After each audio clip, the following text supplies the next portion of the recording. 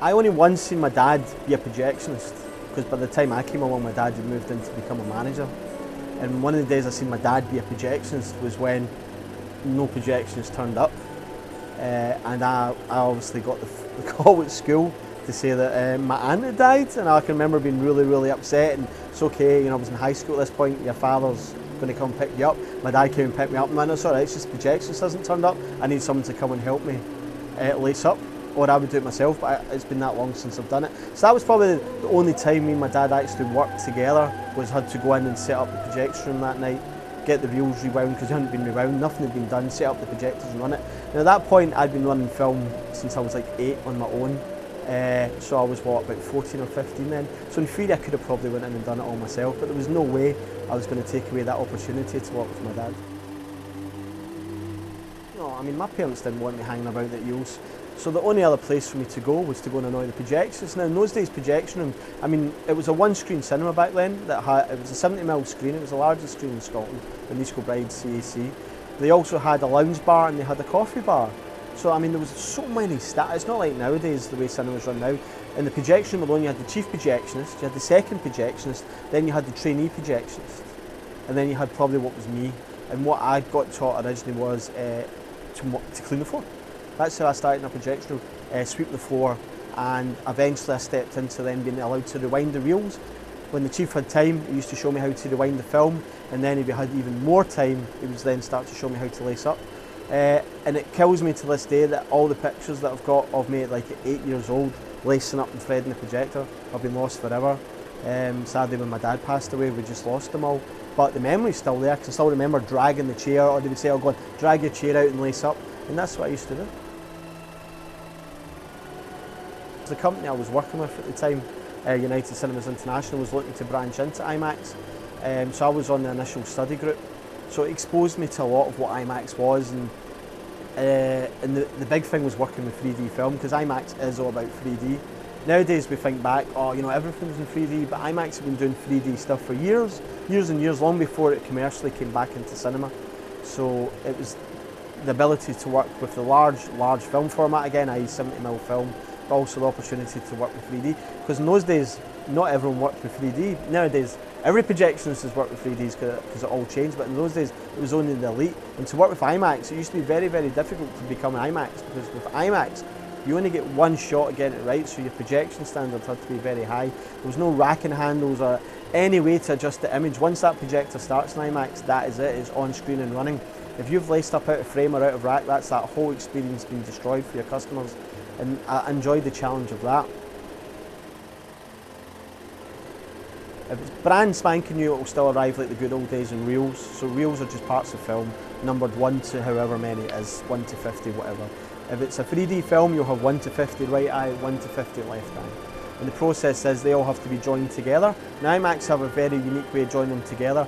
In the olden days, film projectors was done in a splice that went like that, or a slight overlap. IMAX do their film splices like that, and the whole reason for that is the film rolls through the projector, and it's to make it a stronger splice. These all get joined together by hand, they get checked by hand to make sure there's no damage done. We then make them up into the large reel that then moves on to the QTRU unit. After that, we project to make sure that what we're actually showing is in sync for 3D, it's in sync for sound, the picture quality is good, and the VAT's not actually made a mess when we've been maybe printing the film or making it up, because these things can happen.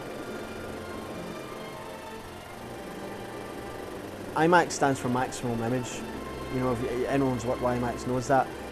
All the older IMAX projectionists will remember think big and experience it in IMAX and all these kind of slogans that have been about for years. But to be commercial, IMAX just can't do that. They're probably going into a custom built cinema. Very rarely the purpose built cinemas. So unfortunately for IMAX, the digital medium has been what saved them, but also in my opinion, which has been the thing that's destroyed them, because they should always be about the biggest image possible, but suddenly when you're put into a multiplex which has already given you a constraint about how big your screen can be, rather than saying, wow, we're going to put a 100-foot screen in here and then we'll build the auditorium around it, we're saying, oh, we can only put a 40-foot screen in here. So that's where I think IMAX have kind of lost a bit of sight soon. Film is a unique medium to work with. It's not like anything else. No film, you run a film, and a bit of that film dies, and that's the beauty of working with film, and I don't think that's what people get unless you wear a film projectionist. You can put a DVD in and you're seeing the exact same thing run after run after run after run. But you run a film and you go and watch that film 5 years later, you've aged 5 years, and so is the film. So what you're actually seeing may look the same, but it's not actually, it's actually aged 5 years, and that's what makes film such a beautiful format to work with.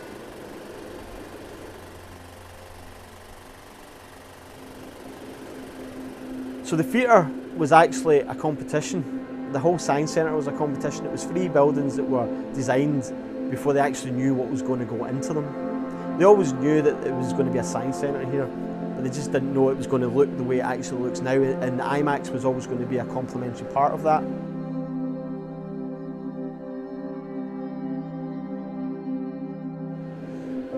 But at the time they didn't actually know, well, how big a screen can we get in here? And once they figured out how big a screen they could get in, that's when they decided what kind of projector we're going to have. Because originally we were going to have the SR system in, because the SR is for the slightly smaller screen, but then they kind of realised, oh no, this is going to be an 80-foot screen in here, we can get the GT in, let's give the best possible environment for our customers to come and see a film.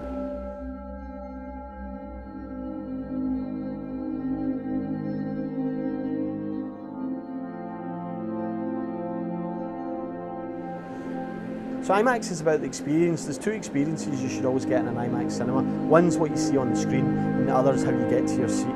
Every cinema should offer you that. A lot of cinemas are very much like production line. Obviously, been lucky enough to come from what I regard as cinemas at the back end of their showmanship days, when it was about the customer journey and it was about the customer. You hear a lot of companies talk about customer experience and customer journey.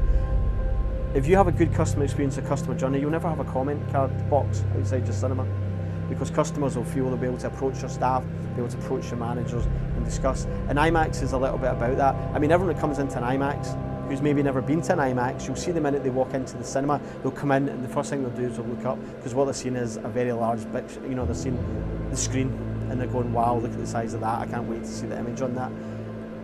You don't really see that when people go into a multiplex cinema. They'll just come in, they'll be on their phone, whatever. This is something that we try not to allow in IMAX. We try and get people off their phones, because it's about an experience, and we'll give you a speech at the start to say, hi, welcome to our theatre, this is why we're different. You won't get that in normal cinema.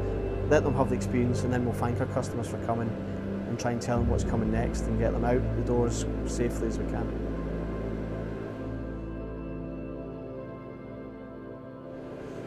It's a 370-seat auditorium, there's no centre aisle.